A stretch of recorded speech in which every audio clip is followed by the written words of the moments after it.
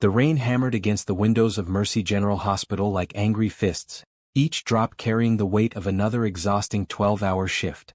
Imani Williams pulled her scrubs closer as she stepped into the elevator, her dark skin glistening with perspiration, her usually perfect curls now pulled back in a messy bun that spoke of another day spent saving lives while barely keeping her own together.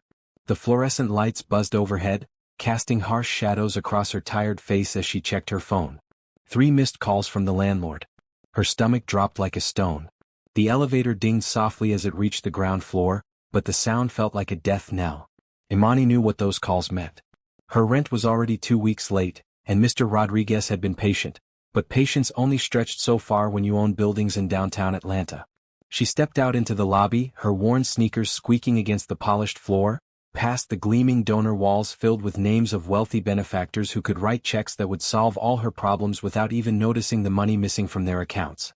The automatic doors whooshed open, releasing her into the storm that had been brewing all day.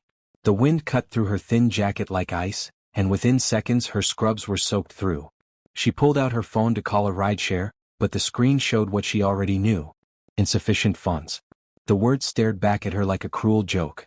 Here she was, a registered nurse who spent her days in the cardiac intensive care unit, literally keeping hearts beating, and she couldn't even afford a ride home. The bus stop was 6 blocks away, and with each step the storm seemed to grow more vicious. Rain pelted her face, mixing with the tears she refused to let fall. This wasn't how her life was supposed to turn out. She had worked so hard to get through nursing school, taking double shifts at a diner while studying until her eyes burned. She had dreams of making a difference, of having a family, of stability. Instead, she was walking home alone in a thunderstorm, about to lose the tiny apartment that represented everything she had managed to build. As she turned the corner onto her street, Imani's heart sank even further.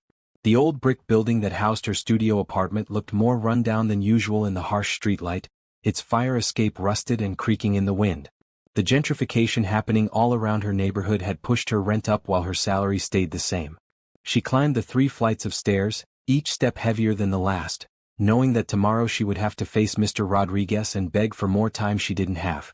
Her keys jingled as she fumbled with the lock, her hands shaking from both cold and exhaustion. The hallway smelled like cooking grease and old carpet, a sharp contrast to the sterile cleanliness of the hospital. She was so focused on getting inside and dry that she almost missed the figure huddled against the wall next to her door. At first glance he looked like any other person seeking shelter from the storm, but as Imani's eyes adjusted to the dim hallway light, she realized this was no ordinary situation. The man was wearing an expensive suit, now soaked and wrinkled, his dark hair plastered to his forehead. But what made her freeze in place wasn't his obvious wealth or the way he seemed completely out of place in her building. It was the tiny bundle he was clutching against his chest. Baby. A newborn by the size of it, wrapped in what looked like a hospital blanket that was now damp from the storm. The man's eyes were closed, his face pale and drawn, and he was breathing in short, shallow gasps that made Imani's medical training kick in immediately. She knelt beside him, her own discomfort forgotten as she pressed 2 fingers to his neck. His pulse was rapid and weak, his skin clammy despite the warmth of the building. The baby stirred in his arms, letting out a soft whimper that cut through the sound of rain against the windows. Imani looked closer and saw that the infant was maybe a week old, with the delicate features and slightly wrinkled skin of someone who had just entered the world. The blanket was barely adequate for the weather, and the baby's lips had a slight blue tinge that sent alarm bells ringing in Imani's head. "Sir," she said softly, touching the man's shoulder. "Sir, can you hear me?" His eyes fluttered open, revealing the deepest green she had ever seen, but they were filled with a pain that went far beyond physical discomfort. When he tried to speak, his voice came out as barely a whisper, rough and broken. "Please," he managed, looking up at her with desperation that made her chest tight. "Help us." Can you imagine finding yourself in Imani's position, exhausted and struggling, only to discover someone even more desperate at your doorstep? What would you do? Subscribe and let me know in the comments what you think Imani should do next. Imani stared down at the man and baby for a moment that felt like hours. Every instinct told her to call 911, to let the professionals handle this situation, but something about the way he looked at her, like she was his last hope in the world, made her hesitate. She thought about her empty bank account, her overdue rent, her own problems that felt overwhelming just minutes ago. But looking at this tiny baby, blue-tinged and shivering, she knew she couldn't walk away. "Can you stand?" she asked, already moving to unlock her door. We need to get you both inside and warm.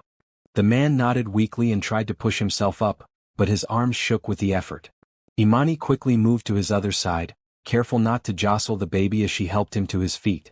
He was taller than she had realized, probably 6 feet, and despite his current state she could see the broad shoulders and strong build beneath his expensive clothes. Her apartment was tiny, just a studio with a kitchenette and a bathroom that had seen better days, but it was clean and warm. She guided him to her only chair, a thrift store find she had reupholstered herself, and immediately went to turn up the heat. The man slumped forward, still clutching the baby, and she could see him fighting to stay conscious. "What's your name?" she asked, pulling towels from her bathroom closet. "Nicholas," he said, his voice still rough. "Nicholas Bennett." The name hit her like a punch to the stomach. Nicholas Bennett. She had seen that name in newspapers on billboards around the city. Bennett Industries was one of the largest construction companies in the Southeast, responsible for half the gleaming skyscrapers that were changing Atlanta's skyline. This was a man who could buy and sell her building without thinking twice about it.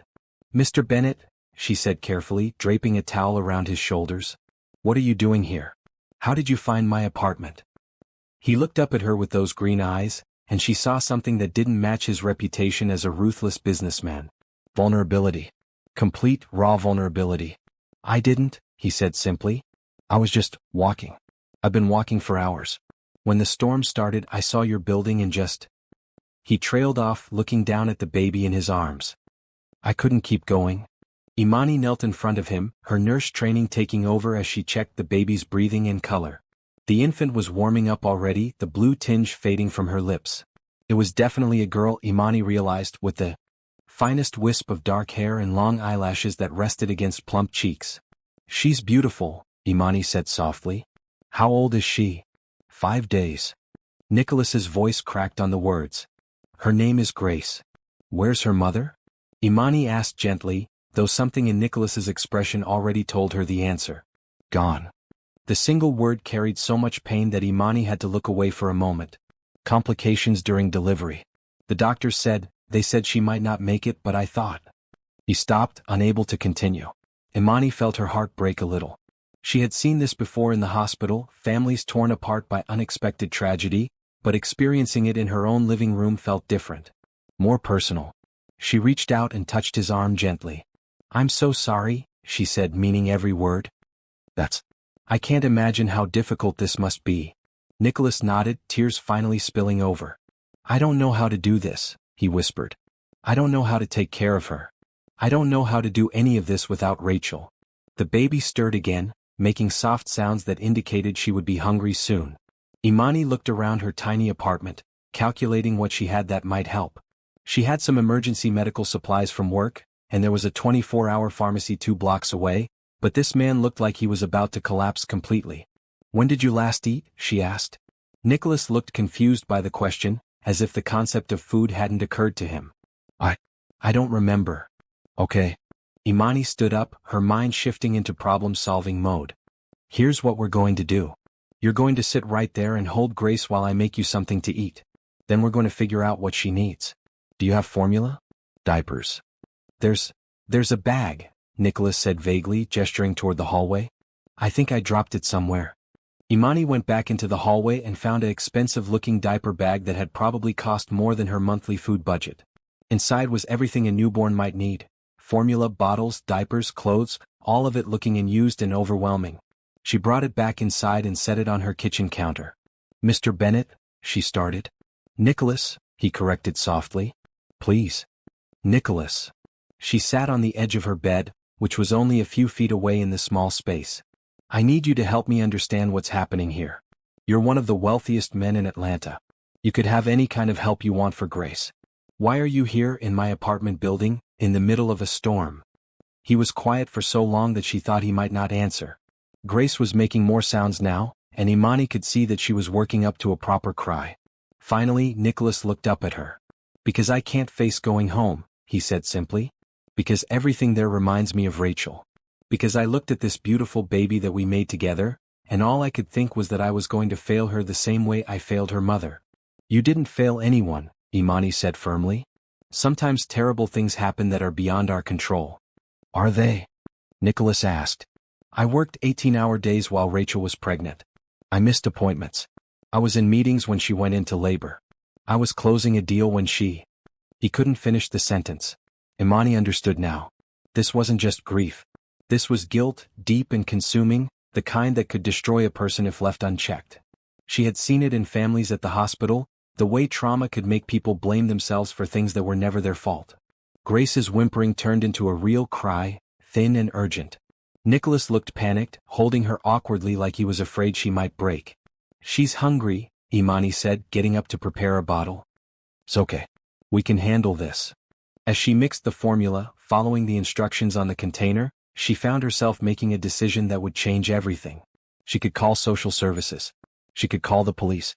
She could insist that Nicholas get professional help and leave her tiny apartment to go back to his mansion and his life of luxury. Instead, she heated the bottle and tested the temperature on her wrist, then sat back down next to Nicholas. Here, she said, adjusting his arms to support Grace properly. Hold her like this. Let her head rest in the crook of your elbow. Nicholas's hands shook as he took the bottle, but Grace latched on immediately, her cries stopping as she drank. The relief on his face was immediate and profound. I've got the night shift covered, Imani lied, knowing she was supposed to be back at work in 10 hours. You both can stay here tonight. Tomorrow we'll figure out next steps. Nicholas looked up at her, and for the first time since she had found him in the hallway, something like hope flickered in his green eyes. Why, he asked. Why are you helping us? Imani thought about her overdue rent, her empty refrigerator, her own struggles that seemed so small now in comparison to his. She thought about all the times she had wished someone would show her the same kindness when her world was falling apart. Because everyone deserves help when they need it most, she said simply. And because that little girl needs both of us right now. Imani woke up to the sound of crying and for a moment forgot where she was. The early morning light filtering through her thin curtains illuminated an unfamiliar scene. Nicholas Bennett, still in his expensive but wrinkled suit, pacing her small living space with Grace against his shoulder, looking completely lost. She had given him her bed and taken the couch, though neither of them had slept much. Grace had woken up every 2 hours like clockwork, and each time, Nicholas had looked at Imani with the helpless expression of someone completely out of his depth. Now, at 6 in the morning, it was clear that the baby was not going back to sleep anytime soon. She won't stop, Nicholas said, his voice rough with exhaustion. I fed her, I changed her diaper, but she just keeps crying. Imani stretched, her back protesting from the uncomfortable couch, and went to him. Grace's face was red and scrunched up, her tiny fists waving in the air as she expressed her displeasure with the world. May I? Imani asked, holding out her arms. Nicholas transferred the baby carefully, and immediately, Grace's crying shifted to soft whimpering. Imani began swaying gently, humming a low tune she remembered her grandmother singing years ago. Sometimes they just need movement, she explained softly. And they can sense when we're tense. Babies pick up on everything. Nicholas sank into the chair, running his hands through his dark hair. In the morning light, Imani could see more clearly what grief had done to him. He was probably in his early 30s, with the kind of strong jawline and confident bearing that suggested someone used to being in control. But his eyes were hollow, ringed with dark circles that spoke of more than just one sleepless night. I don't know how people do this, he said quietly. How do people keep tiny humans alive when they barely know what they're doing? The same way everyone learns anything, Imani said, still swaying with Grace, who was finally starting to settle. One day at a time. One feeding at a time. You don't have to be perfect. You just have to be present. She looked around her small apartment, taking stock of what they had and what they would need if Nicholas and Grace were going to stay longer than one night. Her refrigerator was nearly empty. She had called in sick to work using one of her precious few sick days, and she still had no idea how she was going to make rent. But looking at this man who had everything money could buy and none of what actually mattered, she couldn't bring herself to regret the decision. Nicholas, she said carefully, I need to ask you something practical. You have family? Friends? People who are probably worried about you right now. He was quiet for a moment, staring at his hands. My assistant, Patricia, she's probably called the police by now. I was supposed to be in meetings yesterday. I just left. And family? My parents died in a car accident when I was 22. Rachel's parents. They blame me for what happened. They're not wrong. Imani felt a pang of sympathy. She had lost her own parents young, her father to a heart attack when she was in high school and her mother to cancer 2 years later. She understood the particular loneliness of facing life's biggest challenges without the safety net of family. They are wrong, she said firmly. Grief makes people look for someone to blame, but that doesn't make it true. Grace had finally fallen asleep in her arms, her tiny face peaceful now. Imani looked down at her and felt something shift in her chest. She had always wanted children, but her marriage to her college boyfriend had ended when they realized they wanted different things from life. Since then, between work and her financial struggles, the idea of family had felt like a luxury she couldn't afford. She's going to need more than what's in that diaper bag if you're planning to take care of her properly, Imani said. And you're going to need clothes that aren't business suits. Nicholas looked down at himself as if just realizing he was still wearing the same clothes from yesterday. I can buy whatever we need. Money isn't. I know money isn't a problem for you, Imani interrupted gently. But shopping for baby supplies isn't the same as closing business deals. And right now, you look like you can barely stand up straight. As if to prove her point, Nicholas swayed slightly in the chair. Imani made a decision. Here's what we're going to do. I'm going to put Grace down for her nap, and you're going to shower and get some real sleep. I'll go to the store and get what we need for today. Then tonight we'll make a plan. I can't ask you to do that, Nicholas protested. You've already done so much. You're not asking. I'm offering. Imani moved carefully to place Grace in the makeshift bed she had created using a drawer from her dresser and some soft blankets. Besides, I know what babies need. You don't. Not yet. Nicholas watched her tuck the blankets around Grace with practiced efficiency. You're good at this. Do you have children? The question hit harder than Imani expected. No, she said simply. But I work with families every day at the hospital. You pick things up. She didn't mention the years of trying with her ex-husband, the monthly disappointments, the fertility treatments they couldn't afford that had contributed to the end of their marriage. Some pain was too private to share with a stranger, even one who was trusting her with his most precious thing. The shower is through there, she said, pointing to her tiny bathroom. Towels are in the cabinet. I'll be back in an hour. Nicholas stood up slowly, and for a moment they were standing very close in the small space. Imani caught a hint of expensive cologne mixed with baby powder and something else, the distinct scent of grief that seemed to cling to people in crisis. Imani, he said softly, and hearing her name in his voice made something flutter in her chest that she didn't want to examine too closely. Why are you doing this? Really? She thought about the question as she looked at him.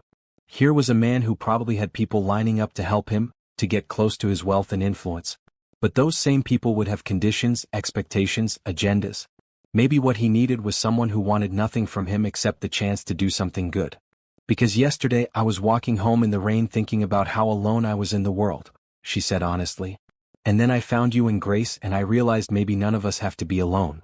Nicholas's eyes widened slightly, and she saw something pass across his face, surprise, maybe, or recognition. Before either of them could say anything else, Grace made a soft sound in her sleep, and they both looked down at her. Get some rest, Imani said softly. She'll be hungry again in about 2 hours. As Nicholas headed toward the bathroom, Imani grabbed her purse and keys, mentally calculating how much she could afford to spend on baby supplies. It wasn't much, but it would have to be enough. She had made a commitment, and Imani Williams always kept her word. The morning air was clean after the storm, and as she walked toward the pharmacy, she found herself thinking about how much her life had changed in the space of 12 hours. Yesterday she had been a single woman struggling to make ends meet, focused on her own survival. Today she was responsible for helping a billionaire learn how to be a father. She thought about Nicholas's question about why she was helping them, and realized she hadn't told him the complete truth. Yes, she understood loneliness, and yes, she believed in helping people. But there was something else, something about the way he looked at Grace with such fierce love mixed with terror that reminded her of every patient's family member she had comforted over the years. Everyone deserved the chance to learn how to love the people who mattered most to them. Even billionaires who had lost their way. What would you do if you found yourself caring for people you barely knew? Would you open your heart and home like Imani? Share your thoughts in the comments and subscribe to see how this unlikely family begins to heal together. When Imani returned from the pharmacy with bags of baby supplies and groceries, she found her apartment transformed into something that looked almost domestic. Nicholas had showered and was now wearing the only casual clothes he had. Apparently owned a pair of dark jeans and a white t-shirt that somehow made him look younger and less intimidating. He was sitting cross-legged on her living room floor, Grace lying on a blanket in front of him, and he was talking to her in a soft voice that made Imani pause in the doorway. Your mom would have known exactly what to do with you, he was saying, gently moving Grace's tiny arms in a bicycle motion. She read every book about babies. She had lists and charts and a whole plan for everything. I thought we had all the time in the world to figure it out together. Grace made a soft cooing sound, and Nicholas smiled, the first real smile Imani had seen from him. The transformation was remarkable. He went from looking like a broken man to someone who might just remember how to hope again. How long has she been awake? Imani asked, setting down her bags. Nicholas looked up and she noticed his color was much better after some rest. About 20 minutes. She seems to like lying on the floor. Is that normal? Very normal. Babies need tummy time to develop their muscles. Imani knelt beside them, automatically reaching out to stroke Grace's soft hair. And it looks like she likes hearing your voice. Really? Nicholas looked down at Grace with wonder, as if he couldn't quite believe he was capable of providing comfort to anyone. Really? Babies recognize their parents' voices from the womb. She knows you, Nicholas. She just needs time to adjust to the world outside. Imani began unpacking the supplies she had bought. More formula, diapers, a few basic clothes in newborn and 0-3 month sizes, some receiving blankets and bottles. She had also splurged on a small bouncy seat that would give them somewhere safe to put Grace when they both needed their hands free. How much do I owe you for all this? Nicholas asked, reaching for his wallet. We'll figure that out later, Imani said, waving him off. She had spent nearly $80, which represented a significant chunk of her remaining money, but she couldn't bring herself to take cash from him while he was sitting on her floor in borrowed vulnerability. Right now, let's focus on getting Grace fed and happy. As if summoned by the mention of food, Grace began making the small sounds that indicated hunger was approaching. Imani showed Nicholas how to prepare the bottle properly, testing the temperature and checking the flow of the nipple. The trick is to let her set the pace, Imani explained as Nicholas settled into the chair with Grace. If she pulls away, give her a break. If she pushes the bottle away with her tongue, she's probably done. Nicholas followed her instructions carefully, his full attention focused on the tiny person in his arms. Grace drank eagerly, her small hand resting against the bottle, and Imani found herself watching both of them with a strange warmth in her chest. You're getting the hang of this, she said softly. It doesn't feel like it, Nicholas replied, but there was less panic in his voice than there had been the night before. I keep waiting for someone to tell me I'm doing it wrong. The only one who can tell you that is Grace herself, and she seems pretty content right now. When Grace finished eating, Nicholas looked up at Imani expectantly. What now? Now she probably needs to be burped, and then she might want to play for a little while before her next nap. Play? Nicholas looked skeptical. She's 5 days old. Babies are born ready to learn, Imani said, settling beside them on the floor. Talk to her. Make faces. Let her look at different things. She's taking in everything right now. For the next hour, Imani watched Nicholas discover fatherhood in her tiny living room. He talked to Grace about the construction projects his company was working on, describing the new hospital they were building in ridiculous detail until Grace fell asleep to the sound of his voice explaining structural engineering concepts. I think you just put her to sleep with talk about foundation supports, Imani said, trying not to laugh. Is that bad? Nicholas looked concerned. It's perfect. Whatever works. As Grace slept in her makeshift bed, Imani made lunch from the groceries she had bought, nothing fancy, just sandwiches and soup, but Nicholas ate like he hadn't seen food in days. He probably hadn't, she realized. Grief had a way of making people forget basic human needs. Imani, he said as they ate, I need to ask you something and I want you to be honest with me. She nodded, waiting. How long can I stay here? I know this isn't a permanent solution, but I can't. I'm not ready to go back to my life yet. My house, my work, all of it feels impossible right now. Imani thought about her overdue rent, about the calls from Mr. Rodriguez that she was still avoiding, about the fact that she had already used a sick day she couldn't afford to lose. Then she looked at Grace, sleeping peacefully in her drawer bed, and at Nicholas, who was finally starting to look like he might survive this. My lease says no overnight guests for more than a week, she said carefully, but Mr. Rodriguez is pretty understanding. The real question is what's best for Grace. She needs stability, routine, a safe place to grow. She has that here, Nicholas said immediately. With you.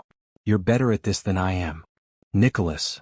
Imani set down her soup spoon and looked at him directly. I'm not Grace's parent. You are. I can help you learn, but she needs you to step up and be her father. Something passed across his face, fear, maybe, or uncertainty. What if I can't? Then you learn. The same way every new parent learns. Imani reached across her small table and touched his hand briefly. But I don't think you're giving yourself enough credit. You haven't left her side since yesterday. You're already stepping up. They were interrupted by Grace stirring, making the soft sounds that meant she was waking up. Nicholas immediately got up to check on her, and Imani watched as he gently picked her up, his movements already more confident than they had been that morning. "Hey there, beautiful girl," he said softly. "Ready to learn more about load-bearing walls?" Imani laughed, a real laugh that surprised both of them. Maybe we should introduce her to some other topics too. Music maybe. Stories. "I don't know any stories," Nicholas said, but he was smiling slightly. "Everyone knows stories. What did your parents read to you when you were little?" Nicholas's expression grew thoughtful. "My mom used to read me this book about a little engine that could. I haven't thought about that in years." "There you go. Grace would love to hear about the little engine." As if she agreed, Grace made a happy gurgling sound that made both adults smile. Outside, Imani could hear the sounds of her neighborhood children playing, music from someone's radio, the normal rhythm of life continuing around them. But inside her small apartment, it felt like they had created their own small world where time moved differently and the only things that mattered were feeding schedules and diaper changes and the miracle of a tiny person learning to exist in the world. "I should call Patricia," Nicholas said eventually. "My assistant. Let her know I'm alive." "That's probably a good idea. People care about you, Nicholas. They're probably worried." He nodded, pulling out his phone, which had been turned off since yesterday. When he powered it on, it immediately began buzzing with missed calls and text messages. 37 missed calls, he said, looking overwhelmed. "Start with Patricia," Imani suggested. "Tell her you're safe but you need some time. You don't have to explain everything right now." Nicholas stepped into the bathroom for privacy while he made the call, and Imani found herself alone with Grace for the first time since they had arrived. She picked up the baby, marveling at how light she was, how perfect her tiny features were. "Your daddy is learning," she whispered to Grace. "He's going to be good at this, I think. He just needs to believe in himself." Grace's dark eyes seemed to focus on Imani's face, and for a moment, it felt like the baby was really seeing her, really present. It was the kind of moment that made people fall in love with babies, that made all the sleepless nights and constant worry worth it. When Nicholas came back, he looked both relieved and anxious. "Patricia is going to handle my meetings for the rest of the week," he said. "She didn't ask questions, which I appreciate. But Imani, I can't stay here indefinitely. It's not fair to you." "We'll figure it out," Imani said, though she wasn't sure how. "One day at a time, remember?" Nicholas nodded, then looked around her small apartment as if seeing it clearly for the first time. "This place is wonderful," he said quietly. "It feels like a home." Imani followed his gaze, trying to see her space through his eyes. The second-hand furniture she had painted and reupholstered, the plants she kept on the windowsill, the photographs of her parents and friends that covered one wall like a collage of love and memory. It wasn't much, but it was hers. "It's small," she said. "Small can be perfect," Nicholas replied, and something in his tone made her look at him more carefully. He was watching Grace in her arms with an expression she couldn't quite read, but it looked something like peace. Maybe, Imani thought, they really could figure this out one day at a time. The peace of their small world was shattered at 10 o'clock the next morning when someone began pounding on Imani's door with the kind of authority that demanded immediate attention. Grace had been having a fussy morning, and both Imani and Nicholas were exhausted from taking turns walking her around the tiny apartment. The sudden loud knocking made Grace start crying again, and Nicholas looked like he might panic. "Let me get it," Imani said, handing Grace to Nicholas and moving toward the door. She looked through the peephole and saw a woman in her 50s wearing an expensive business suit and carrying a briefcase, her gray hair pulled back in a severe bun that suggested someone who did not appreciate being kept waiting. "Nicholas Bennett, I know you're in there," the woman called through the door. "Patricia Rodriguez from Bennett Industries. We need to talk immediately." Nicholas went pale. "That's my assistant. I told her I needed time." "Apparently she decided you've had enough," Imani said, opening the door just enough to speak to the woman. "Ms. Rodriguez, I presume?" Patricia looked Imani up and down with sharp blue eyes that missed nothing, taking in her nurse scrubs, her modest apartment behind her, and probably calculating exactly how much money Imani didn't have within seconds. "And you are?" Patricia asked crisply. "Imani Williams. I'm helping Mr. Bennett with his daughter." "I see." Patricia's tone suggested she saw quite a lot and didn't approve of most of it. "I need to speak with Nicholas immediately. There's a corporate crisis that requires his attention." From behind Imani, Nicholas appeared with Grace still crying in his arms, looking like he hadn't slept in days, which wasn't far from the truth. Patricia, he said wearily. I told you I needed time.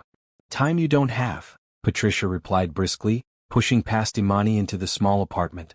Her eyes swept the space, taking in the makeshift baby bed, the formula supplies on the counter, and the general chaos of new parenthood. The Henderson project is falling apart. They're threatening to pull out, which would cost us $12 million. The board is asking questions about your absence, and there are rumors circulating that you've had some kind of breakdown. Nicholas closed his eyes briefly, still bouncing Grace gently. Let them pull out. Let the board ask questions. Nicholas. Patricia's voice took on the tone of someone speaking to a particularly stubborn child. You have responsibilities. People are depending on you.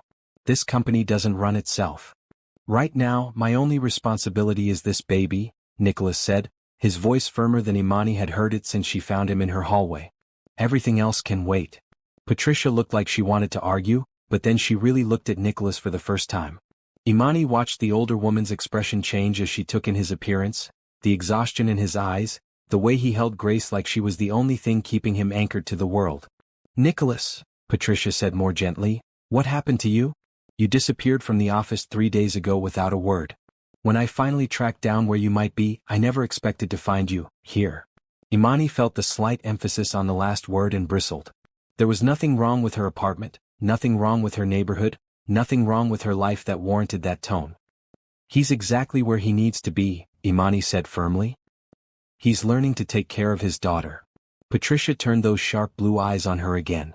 And you are qualified to teach him how exactly? Are you a nanny? A child care professional?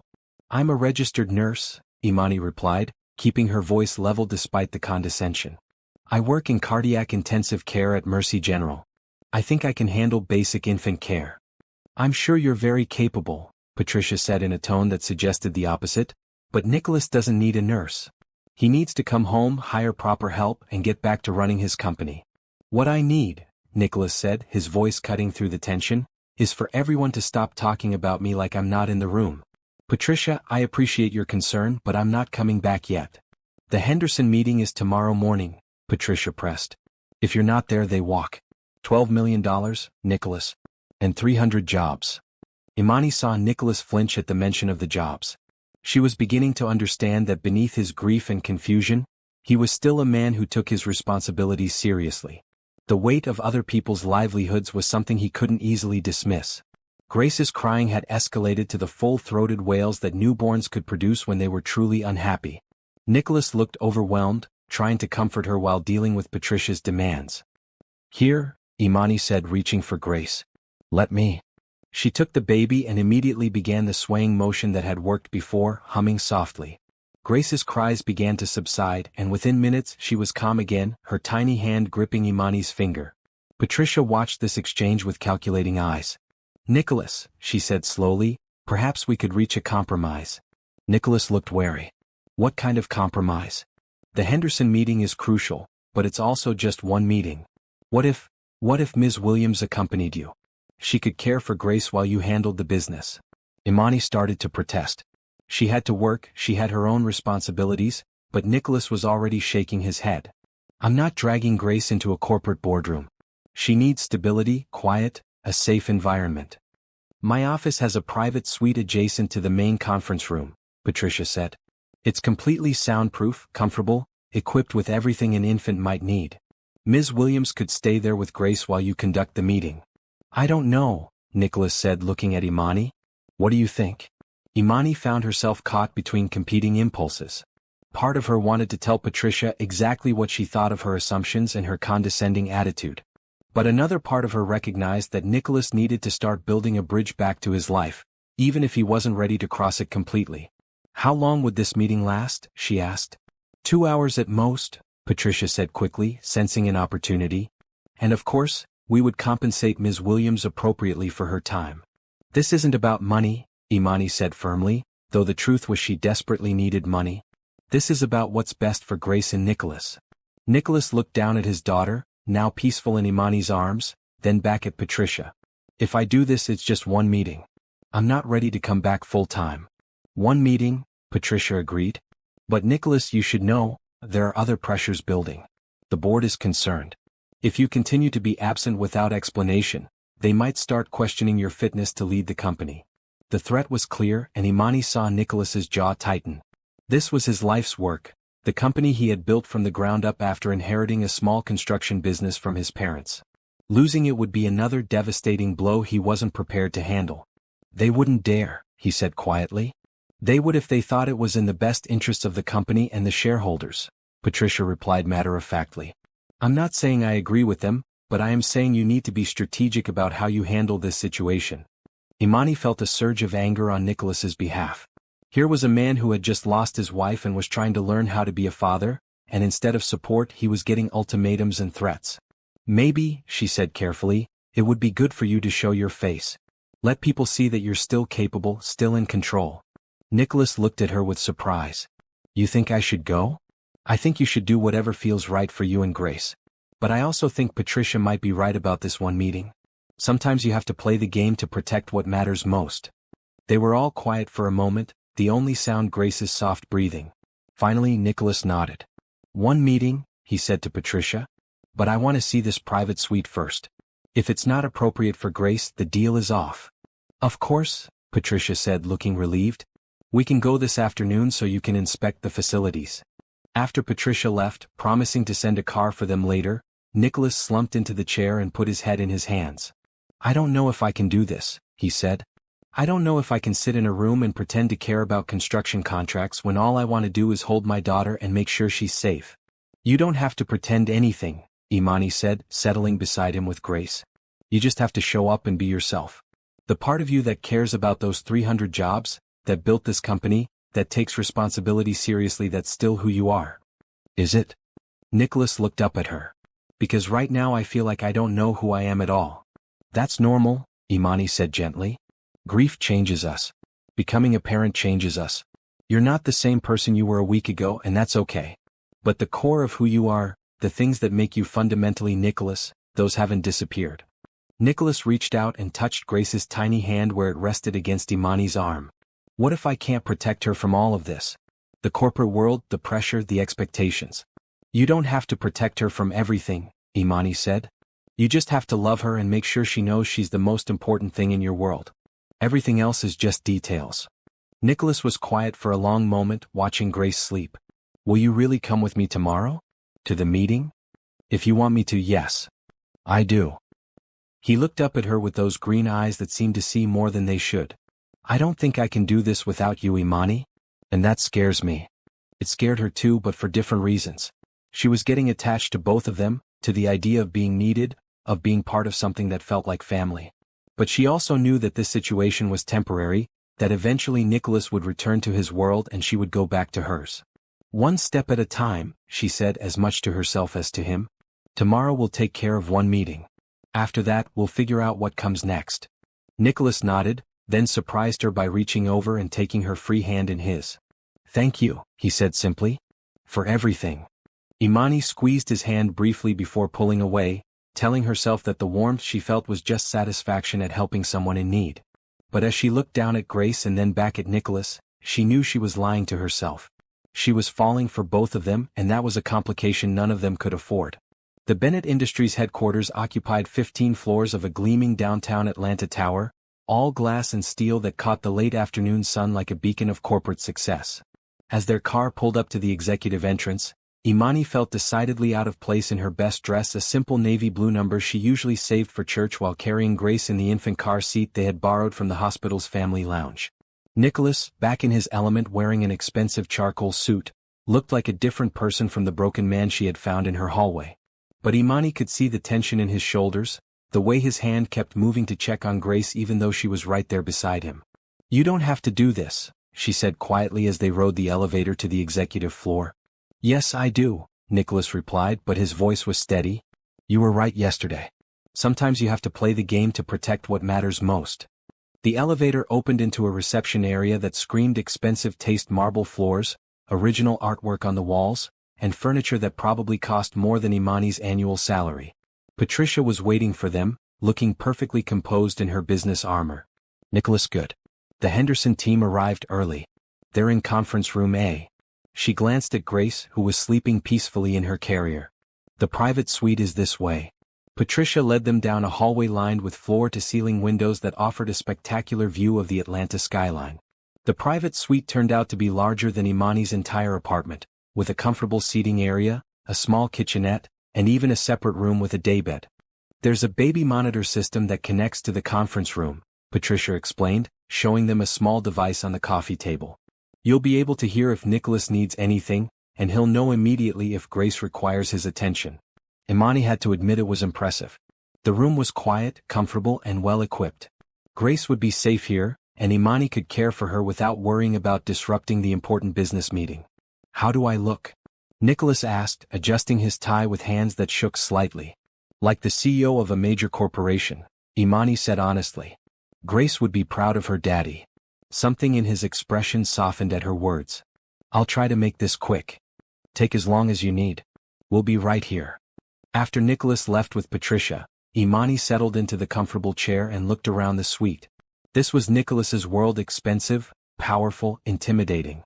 She thought about her own life, her tiny apartment, her struggles to make ends meet, and wondered what she was doing here. Grace stirred in her carrier, making soft sounds that indicated she would be hungry soon. Imani prepared a bottle using the supplies they had brought, marveling at the contrast between mixing formula in this executive suite versus her cramped kitchen at home. Through the baby monitor, she could hear voices as the meeting began. Nicholas's voice was clear and confident as he greeted the Henderson team, apologizing for his recent absence due to a family emergency without going into details. Imani found herself listening intently, curious about this side of him she hadn't seen. "The Henderson project represents more than just another construction contract," Nicholas was saying. "It's an opportunity to revitalize that entire neighborhood, to create jobs and housing that will serve the community for generations." There was passion in his voice when he talked about his work, the same kind of dedication Imani felt when she talked about nursing. She began to understand that this wasn't just about money for him. He genuinely cared about the impact his company had on people's lives. Grace finished her bottle and seemed content to lie in her carrier, looking around the unfamiliar space with the alert curiosity of a healthy newborn. Imani found herself talking to the baby, describing what they could see through the windows, making silly faces that earned her some adorable baby expressions in return. "Your daddy is in there being very important," she told Grace softly. "He's making sure people have jobs and homes. That's pretty special, isn't it?" The meeting continued for over an hour, and Imani could hear the tension in the room as negotiations grew more complex. There were mentions of budget overruns, timeline concerns, and regulatory hurdles that made her grateful she worked in healthcare instead of business. Then something changed. Nicholas's voice became more personal, more vulnerable than she had heard it in a professional setting. "I want to be honest with you," he was saying. "The past week has been the most difficult of my life. I lost my wife recently, and I'm learning how to be a father to a newborn daughter. It's changed my perspective on a lot of things, including what this company means to me and what kind of legacy I want to build." There was silence on the monitor, and Imani held her breath, wondering if this personal revelation would help or hurt his position. "The Henderson project isn't just about profit margins," Nicholas continued. "It's about creating something that will still matter when my daughter is grown up, something she can be proud of. I want to build communities, not just buildings.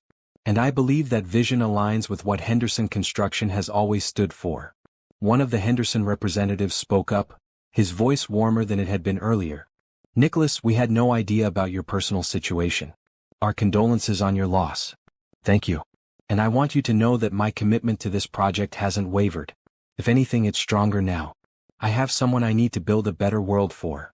Grace made a soft cooing sound as if she approved of her father's words, and Imani felt her heart squeeze with an emotion she didn't want to name. The meeting continued for another 30 minutes, but the tone had shifted completely. By the time it ended, not only had the Henderson team agreed to continue with the project, they had also expressed interest in expanding their partnership with Bennett Industries. When Nicholas returned to the suite, his face was flushed with success and something that looked like relief. "How did it go?" Imani asked, though she had heard most of it through the monitor. "Better than I hoped. They're staying with the project and—" He paused, looking down at Grace with wonder. "I think I remembered who I am in there. Not just as a businessman but as someone who wants to make a difference." "You were amazing," Imani said, meaning every word. "The way you talked about building communities, about doing this for Grace. That was real leadership." Nicholas sat down beside her, reaching out to stroke Grace's cheek gently. I couldn't have done it without knowing you were both here. Having you close by, knowing Grace was safe and happy, it made everything else possible. There was something in his tone that made Imani look at him more carefully. His eyes were softer than she had seen them, focused entirely on her face in a way that made her heart race. "Nicholas," she started, but he interrupted her gently. "I know this situation is complicated," he said quietly. "I know you have your own life, your own responsibilities. But I need you to know that these past few days, they've meant everything to me. You've saved us both." Imani felt tears prick her eyes. "You would have figured it out on your own. Maybe. But it would have taken much longer and it wouldn't have felt like this." He gestured around the suite, but somehow she knew he meant something bigger than just the room. It wouldn't have felt like hope. Before either of them could say anything else, Patricia appeared in the doorway looking pleased with herself. "The Henderson meeting was a complete success," she announced. "They're not only staying with the project, they want to discuss 3 additional contracts. Nicholas, the board will be thrilled." "Good," Nicholas said, but his attention was still on Grace and Imani. "Patricia, I need to ask you something. How flexible is the company about remote work arrangements?" Patricia looked confused. "For executives? We've never really—" "I'm not ready to come back full-time yet," Nicholas said firmly. "I need more time with Grace, but I also can't completely abandon my responsibilities. Could we set up a system where I handle the most important meetings and decisions, but work from a more flexible location?" Imani's heart jumped. Was he talking about staying at her apartment longer? "I suppose we could arrange something temporary," Patricia said carefully. "But Nicholas, long-term, you need to consider more permanent childcare arrangements. A nanny, perhaps someone who could care for Grace while you work normal hours." "We'll cross that bridge when we come to it," Nicholas said, standing up with Grace's carrier. "Right now, I just want to go home." As they left the gleaming corporate tower, Imani realized that when Nicholas said home, he was talking about her small apartment. The thought should have overwhelmed her, but instead, it filled her with a warmth that had nothing to do with the late afternoon sun. They were becoming something she didn't have a name for yet, not quite a family, but more than just strangers helping each other through a crisis. And despite all the logical reasons why this couldn't last, Imani found herself hoping it wouldn't end anytime soon. In the car on the way back to her neighborhood, Grace fell asleep to the gentle motion, and Nicholas surprised Imani by taking her hand. "Thank you," he said simply. "For today, for everything." Imani squeezed his hand, allowing herself to enjoy the moment of connection. Tomorrow would bring new challenges, new decisions to make about how long this arrangement could continue. But tonight they were going home together and that was enough. 3 days later, Imani woke up on her couch to find Nicholas already awake, sitting in the chair with Grace against his shoulder, both of them silhouetted against the early morning light filtering through her thin curtains. He was humming something soft and low, and Grace was making the contented sounds that meant she had been fed and was now enjoying the simple pleasure of being close to someone who loved her. The sight made Imani's chest tight with an emotion she was still trying not to examine too closely. This was what mornings looked like now in her small apartment, not the solitary routine of coffee and rushing to get ready for work, but the gentle rhythm of shared responsibility and quiet moments that felt like family. "Good morning," she said softly, not wanting to disturb the peaceful scene. Nicholas looked over at her with a smile that was becoming more natural each day. "Good morning." She slept for almost 4 hours straight. "I think she's finally getting the hang of this sleeping thing." "That's wonderful. Pretty soon you'll both be getting full nights of sleep again." Imani stretched and stood up, automatically moving toward the kitchen to start coffee. It had become their routine. Nicholas handled early morning Grace duty while Imani prepared breakfast. Then they would switch off so she could get ready for work while he took care of the baby. Except today was Saturday, which meant Imani didn't have to rush off to the hospital. They had a whole day together, something that had become precious to all 3 of them. "I've been thinking," Nicholas said as she measured coffee grounds, "about what Patricia said the other day. About permanent arrangements." Imani's hand stilled on the coffee pot. They had been avoiding this conversation for days, but she knew it was inevitable. This arrangement, as wonderful as it had become, was temporary. Nicholas couldn't live in her studio apartment forever, and she couldn't continue putting her life on hold indefinitely. "What kind of thinking?" she asked carefully. "I called a real estate agent yesterday while you were at work. Asked her to start looking for houses." Imani felt something drop in her stomach, though she couldn't say why. Of course Nicholas would want his own place again eventually. Of course he would want to give Grace a proper home, not a makeshift nursery in someone else's living room. That makes sense, she said, proud of how level her voice sounded. Grace needs more space as she grows. The thing is, Nicholas continued, adjusting Grace slightly as she dozed against his shoulder, I don't want just any house. I want something that feels like this. Like what? Like a home. Like family. Like the way mornings feel here with you. Imani's hand trembled as she poured water into the coffee maker. Nicholas. I know what you're going to say, he said quickly. That this is complicated, that we've only known each other a week, that I'm still grieving and not thinking clearly. And maybe you're right about some of that. But I also know that I've never felt as safe anywhere as I do in this apartment with you and Grace. The coffee maker began its familiar gurgling, filling the silence between them. Imani leaned against the counter, trying to sort through the tangle of her own feelings. It's not that simple, she said finally. Why not? Imani looked at him sitting there with his daughter, looking like he belonged in her life, and felt her heart break a little.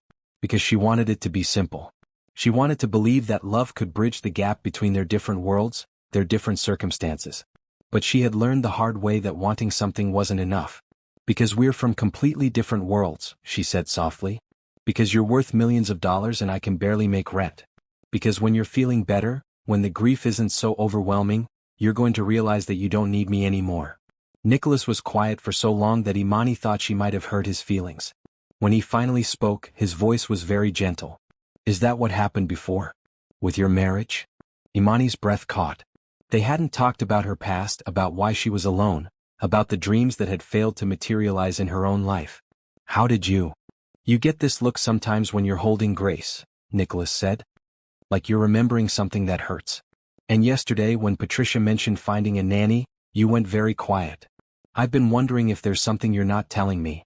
Imani poured coffee for both of them, using the familiar ritual to buy herself time. She hadn't talked about her marriage to anyone in months, hadn't shared the full story of how her dreams of family had slowly crumbled under the weight of medical bills and failed treatments and two people who wanted different things from life. His name was Jerome, she said finally, settling into the chair across from Nicholas. We met in college, got married right after graduation. He was going to be a teacher, I was going to be a nurse, and we were going to have a house full of children and be happy. Grace stirred slightly in Nicholas's arms, and he began swaying gently, his attention focused on Imani's face. What happened? We tried for 3 years to have a baby. 3 years of tests and treatments and monthly disappointments. The fertility treatments we couldn't really afford put us into debt, and the stress of it all, it changed us. Changed how we related to each other.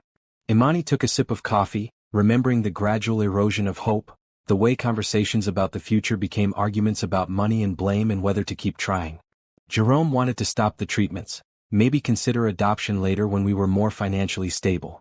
But I couldn't let go of the idea of having our own biological child. I became obsessed with it, convinced that if we just tried one more time, spent a little more money, found the right doctor. That's understandable, Nicholas said quietly. Wanting children is natural. Is it? Or was I just being selfish, forcing my dreams onto someone who had already given up? Imani shook her head. Either way, it broke us. Jerome said I loved the idea of a baby more than I loved him, and maybe he was right. By the end, all we could talk about was what we didn't have instead of what we did. I'm sorry, Nicholas said, and she could hear the genuine sympathy in his voice. That must have been incredibly painful. The divorce was finalized 2 years ago. Jerome remarried last year, and his new wife is pregnant with their first child. Imani laughed, but there was no humor in it. Turns out the problem wasn't him after all. Imani. Nicholas leaned forward, Grace still sleeping peacefully in his arms. You know that's not how fertility works, right? It's not about blame or fault. Sometimes these things just happen. Logically, yes. Emotionally, she shrugged. It's hard not to feel broken when your body won't do the one thing you want most in the world. They sat in silence for a moment, Grace's soft breathing the only sound in the small apartment. Finally, Nicholas spoke again. Is that why you've been so good with Grace?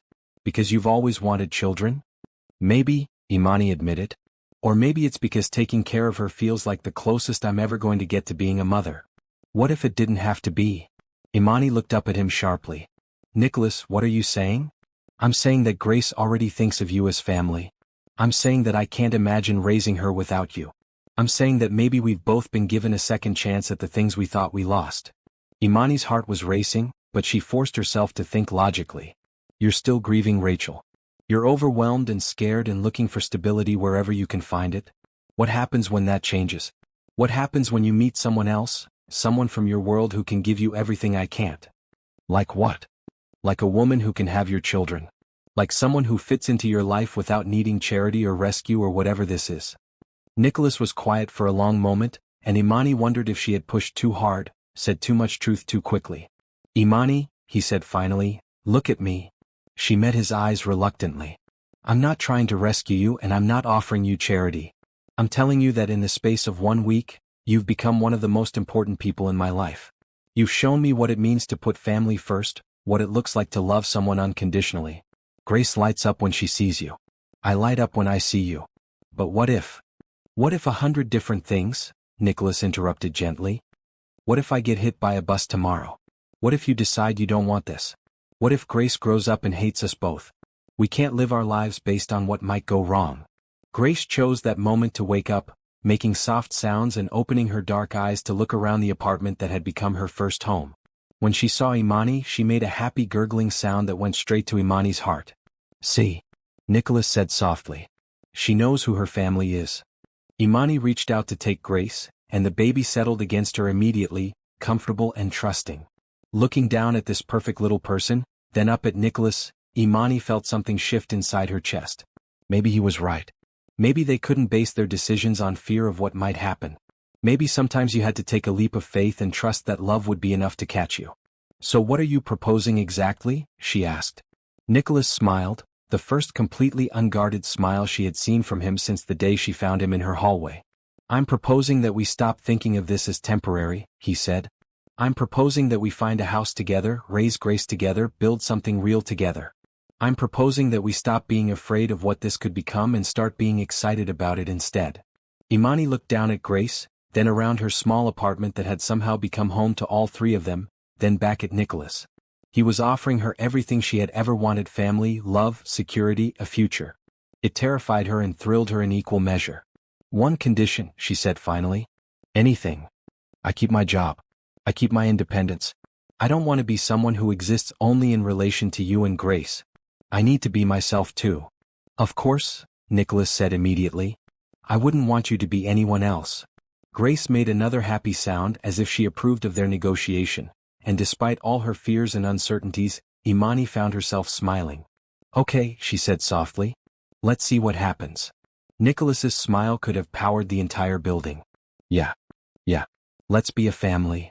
The house Nicholas's real estate agent showed them the following Tuesday was everything Imani had never dared to dream of.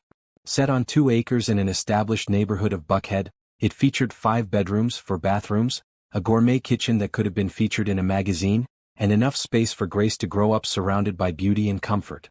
It also cost more than Imani would make in 10 years. The previous owners completely renovated in 2018, the agent, a perfectly polished woman named Rebecca, explained as they toured the spacious master suite. All new fixtures, hardwood floors throughout, and the nursery adjacent to the master bedroom was designed with families in mind. Nicholas was holding Grace, pointing out features to her as if a week-old baby could appreciate crown molding and walk-in closets. But Imani could see the excitement in his eyes as he envisioned their life here: Grace taking her first steps across these gleaming floors, family dinners in the formal dining room, quiet evenings in the library that had built-in bookshelves from floor to ceiling. What do you think? He asked Imani as they stood in the nursery, afternoon sunlight streaming through windows that overlooked a garden that looked like something from a fairy tale. It's beautiful, Imani said honestly. And it was also completely overwhelming. I can see Grace here, Nicholas said softly, walking to the windows with the baby. I can see us here. Rebecca, sensing a potential sale, launched into details about the neighborhood schools, the proximity to parks and cultural attractions, the property values that had been steadily increasing for the past decade. With every word, Imani felt herself shrinking a little more. This wasn't just a house. This was a statement about the kind of life Nicholas wanted to build, the kind of family he envisioned. And while it included her in theory, she couldn't shake the feeling that she would always be a guest in a world that belonged to him and Grace. After Rebecca left them to discuss the property privately, Nicholas and Imani sat in the living room while Grace napped in her carrier. The silence felt heavier than usual. You don't like it, Nicholas said finally. I like it, Imani said carefully. It's gorgeous. Grace would have everything she could ever need here. But Imani looked around the perfect room with its perfect furniture and perfect view. But I keep thinking about how I would fit into all this. My furniture wouldn't work here. My life wouldn't work here. I'd feel like I was playing house instead of actually living. Nicholas reached over and took her hand. We would make it our home. Together. Would we? Or would it be your home that you graciously share with me? Nicholas was quiet for a moment, and Imani could see him processing her words. Is that how you think I see you? As someone I'm being gracious to? I don't know how you see me, Imani said honestly. Sometimes I think you see me as Grace's caregiver, sometimes as someone who saved you when you needed it most, sometimes as something else. But I'm never sure which is real. All of it is real, Nicholas said immediately. You're Grace's caregiver and my savior and the woman I'm falling in love with, all at the same time. Imani's breath caught at his words. They had been dancing around their feelings for days, but hearing him say it out loud made everything more real and more complicated. Nicholas. I know it's fast, he continued. I know the circumstances are unusual. But I also know that I've never felt about anyone the way I feel about you. You make me want to be a better father, a better man. You make everything feel possible. Grace stirred in her carrier, making soft sounds that indicated she was waking up.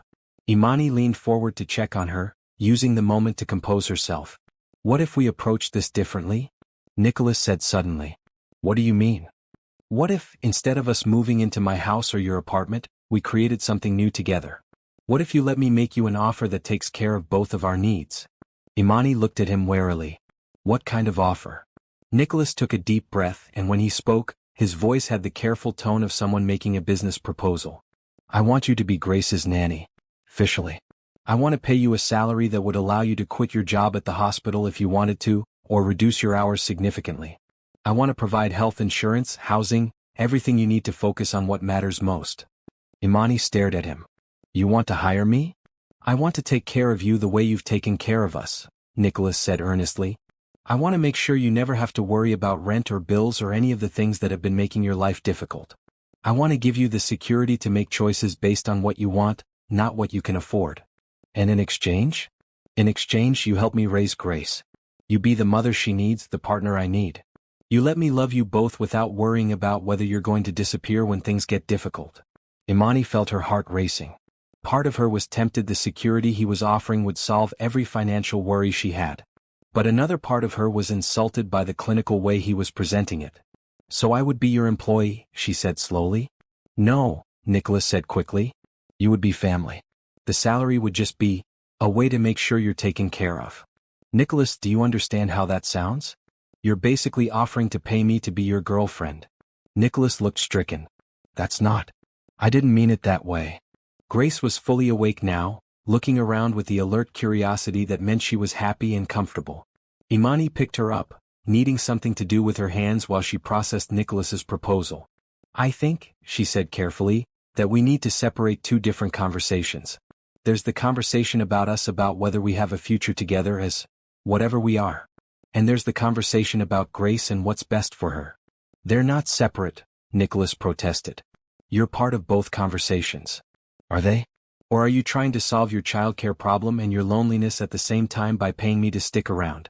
The words came out harsher than Imani had intended, but she was feeling cornered by the weight of his offer and everything it implied. Nicholas looked like she had slapped him. Is that really what you think of me? He asked quietly. Imani looked down at Grace, who was watching her with those serious dark eyes that seemed to see everything. I think you're a good man who's been through something terrible and is trying to build a life for his daughter. I think you're grateful to me for helping when you needed it most. But I don't know if what you're feeling is love or just relief that someone stepped up when you couldn't. And what are you feeling? Nicholas asked. It was a fair question and one Imani had been avoiding answering even to herself. She looked at him sitting there in this perfect house, offering her a perfect life, and tried to sort through the tangle of emotions in her chest. I'm feeling scared, she said honestly. Scared that I'm falling in love with both of you. Scared that this is all going to disappear when you don't need rescuing anymore. Scared that I'm going to lose myself in trying to be what you need me to be. Nicholas stood up and moved closer to her, his voice gentle. What would it take for you to trust that this is real? That what I feel for you has nothing to do with gratitude or convenience. Imani thought about it, still holding Grace, who had grown quiet as if she was listening to every word. Time, she said finally. And space to figure out who we are when we're not in crisis mode. And the chance to build something together instead of you just providing everything for me? Okay, Nicholas said immediately. What would that look like? I don't know yet. But maybe we start smaller. Maybe we find a place that we can afford together with my salary and whatever arrangement we work out. Maybe I keep working part-time at the hospital because I love my job and I'm good at it. Maybe we figure out how to be partners instead of whatever this offer would make us. Nicholas was quiet for a long moment, and Imani could see him struggling with the idea of not being able to simply solve their problems with money. You're right, he said finally. I'm trying to control the situation by throwing money at it, aren't I? A little bit, yes. It's what I do, Nicholas admitted. When there's a problem, I figure out the most efficient solution and implement it. But relationships don't work that way. No, they don't. Grace made a soft sound and reached up toward Imani's face with her tiny hand. Imani caught the little fingers and kissed them gently. She's going to need both of us, Imani said softly.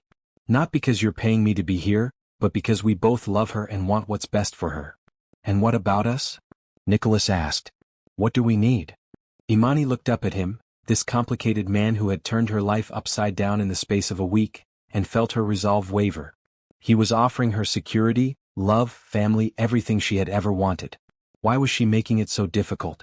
Because she had learned the hard way that relationships built on need rather than choice rarely lasted. Because she had to know that he wanted her for who she was, not just for what she could do for him and Grace. We need to take this slower, she said. We need to date each other properly, figure out if we actually like each other when we're not in survival mode. We need to make sure that what we're feeling is love and not just gratitude and proximity. Nicholas smiled slightly. So you're turning down my job offer? I'm turning down your job offer, Imani confirmed. But I'm not turning down this. Whatever this is. What are you proposing instead? Imani took a deep breath, feeling like she was stepping off a cliff. I'm proposing that we find a place together that we can both contribute to. I'm proposing that I take some vacation days and help you transition back to work gradually. I'm proposing that we give ourselves time to fall in love properly instead of just falling into each other because we don't have any other choice.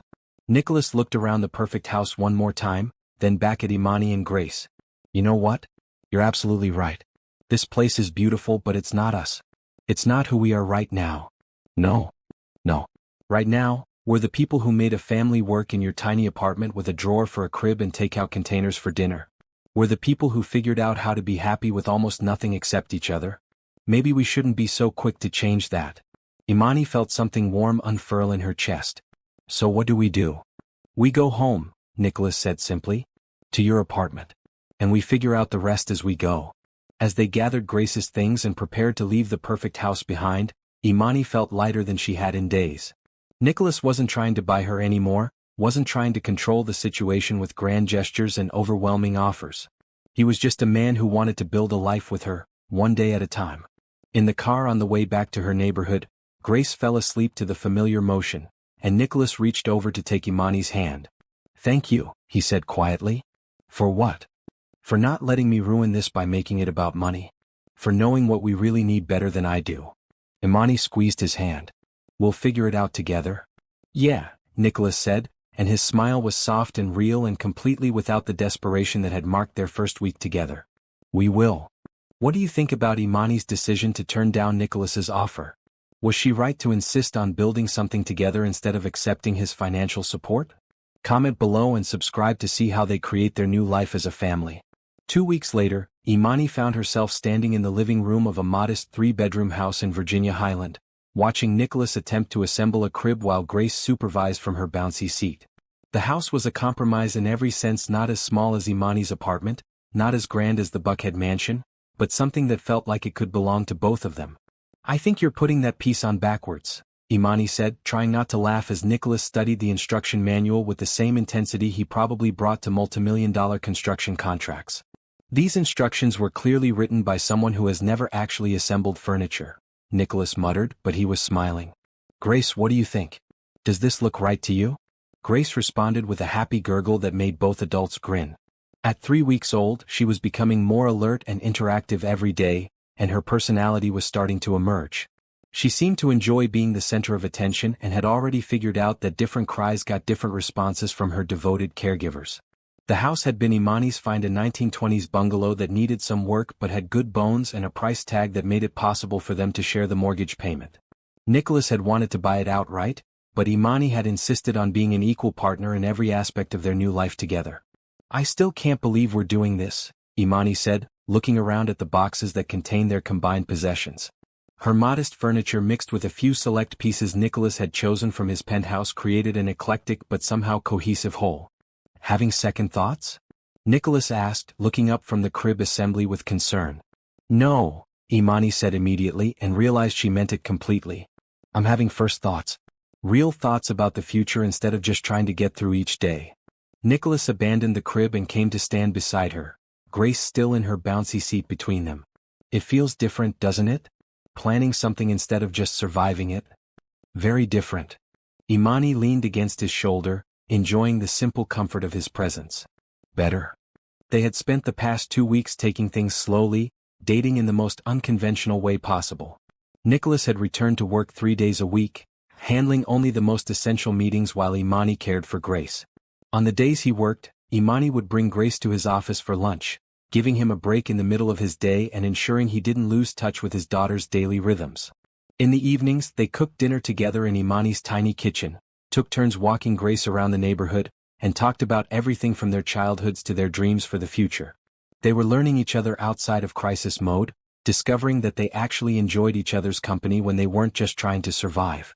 The physical attraction that had been simmering beneath the surface since that first night was still there, but they had agreed to take that aspect slowly too. They were sharing a bed now. Imani's apartment was too small for any other arrangement, but by mutual agreement, they were focusing on building emotional intimacy before adding physical complexity to their relationship. "Patricia called this morning," Nicholas said, settling into the rocking chair they had bought for Grace's new nursery. "The board meeting is next week, and they're expecting a full report on my situation. How do you feel about that?" Nicholas considered the question seriously. "Nervous, but not panicked the way I would have been a month ago. I think I'm ready to have that conversation with them." "What will you tell them?" "The truth. That I've had a personal crisis that required me to step back and reassess my priorities. That I'm ready to return to full-time work, but with some new boundaries about what that looks like." Imani nodded. They had talked about this extensively. Nicholas's need to remain committed to his company while also being present for Grace. It would require some creative solutions, but both of them were committed to making it work. "And you?" Nicholas asked. "How do you feel about going back to the hospital part-time?" Imani had negotiated a reduction to 3 12-hour shifts per week, which would give her more time with Grace while keeping her connected to the work she loved. The hospital had been surprisingly accommodating, especially when she explained that she was now caring for an infant. "Excited," she said honestly. "I love being with Grace, but I need the intellectual challenge of my work too. I think this balance will be good for all of us." Grace chose that moment to start fussing, the particular cry that meant she was hungry and not interested in waiting. Nicholas immediately got up to prepare a bottle while Imani lifted Grace from her seat. "There's my beautiful girl," Imani murmured, settling into the rocking chair with the baby. "Are you ready for dinner?" Watching Nicholas in their new kitchen, efficiently preparing Grace's bottle with the competence he had developed over the past weeks, Imani felt a deep sense of rightness about their choices. This wasn't the fairy tale she had imagined as a young woman. No dramatic proposal, no wedding dress, no traditional path to family. But it was real and solid and built on something stronger than romantic fantasy. "Here we go," Nicholas said, testing the bottle temperature before handing it to Imani. Grace latched on immediately, her tiny hand coming up to rest against Imani's finger as she drank. "I've been thinking about something," Nicholas said, settling on the floor beside the rocking chair. "What's that?" "About legal things. About making sure you have parental rights with Grace, about making sure we're both protected if something happens to me." Imani looked down at Grace, then back at Nicholas. "That's very practical of you. I talked to my lawyer yesterday. There are several options, but the simplest would be for me to petition the court to grant you legal guardianship.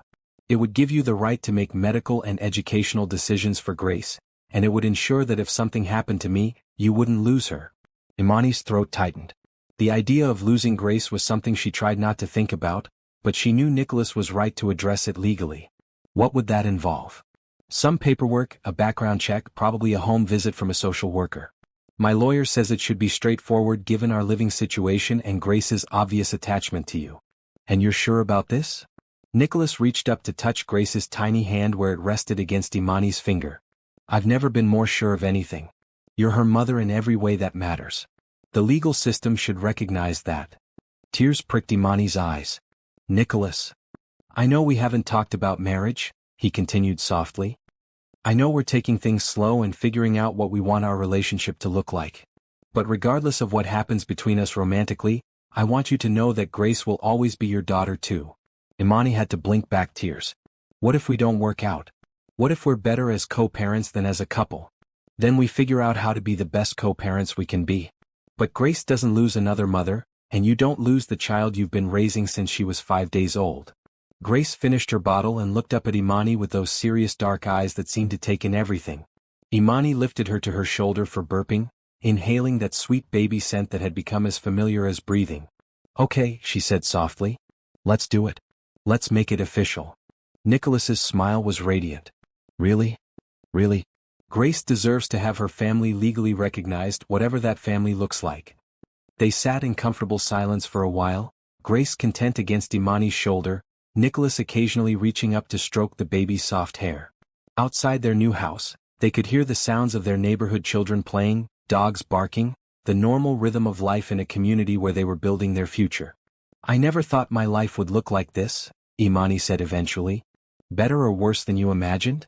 Imani looked around their new home, still full of boxes and half-assembled furniture, then down at Grace, who had fallen asleep against her shoulder, then at Nicholas, who was watching both of them with such love in his eyes that it took her breath away.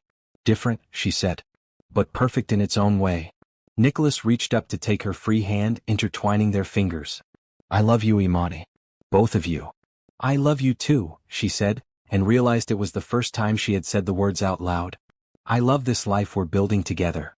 Grace made a soft sound in her sleep as if she approved, and Imani knew that whatever challenges lay ahead, they would face them as a family. Not because circumstances had forced them together, but because they had chosen each other, day by day, decision by decision, until choosing each other had become as natural as breathing. As the sun set over their new neighborhood, casting golden light through the windows of their new home, Imani felt something she hadn't experienced in years. Complete contentment with exactly where she was and who she was with. They were home. 6 months later, Imani woke up to the sound of Grace babbling happily in her crib, the kind of morning chatter that meant she had slept well and was ready to start the day. The nursery they had finally finished assembling was across the hall from their bedroom, close enough to hear every sound but far enough to give everyone space to sleep. Your turn, Nicholas mumbled into his pillow, but he was already sitting up, running his hands through his dark hair that was now thoroughly mussed from sleep.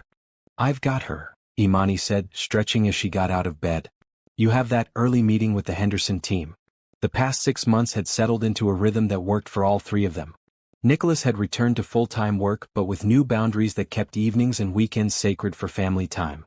Imani had found her groove working 3 days a week at the hospital, spending the other days with Grace while Nicholas was in the office.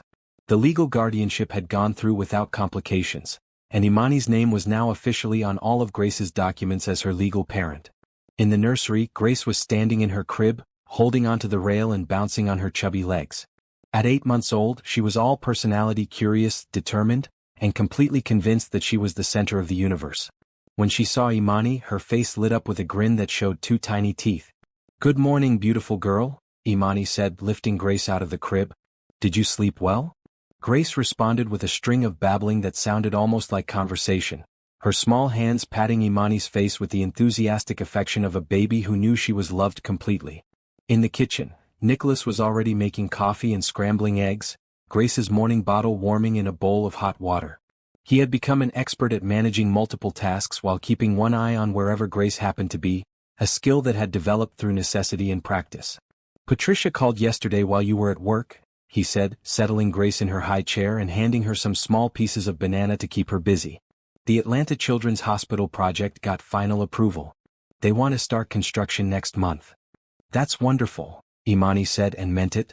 The Children's Hospital had been Nicholas's passion project for the past several months, a way to channel his company's success into something that would benefit families like theirs.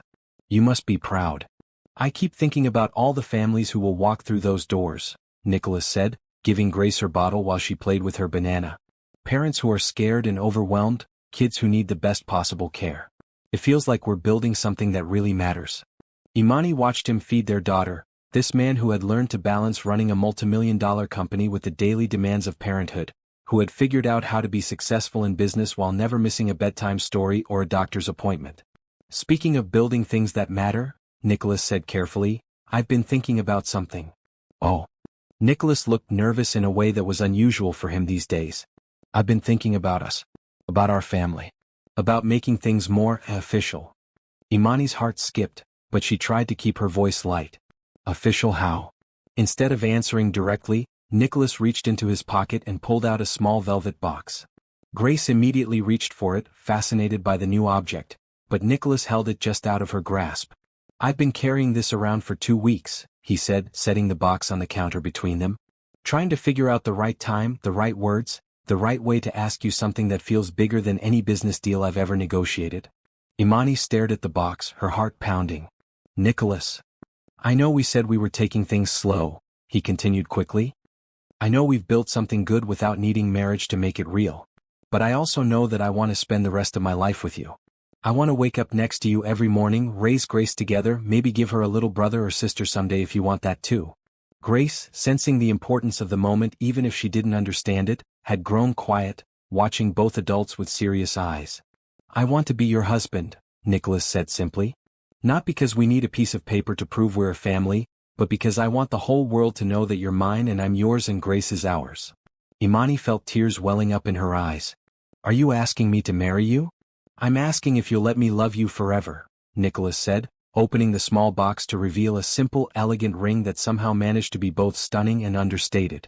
Marriage, commitment ceremony, Vegas chapel, courthouse, I don't care how we do it. I just want to do it. Imani looked at the ring, then at Grace, who was now clapping her hands as if she approved of this development, then at Nicholas, who was watching her with hope and love and just a touch of the vulnerability she had first seen that night in her hallway. What about having more children? She asked softly. You know there's no guarantee that I can get pregnant. Then we'll figure out other options if that's what we want, Nicholas said immediately. Adoption, fertility treatments, being perfectly content with just Grace, whatever feels right for us. The only non-negotiable is that we do it together. And if your company needs you to travel? If there are late nights and early meetings and all the demands of running a business, then I'll handle them the same way I have been, with the understanding that my family comes first, always. Imani, you've taught me that success isn't just about profit margins and stock prices.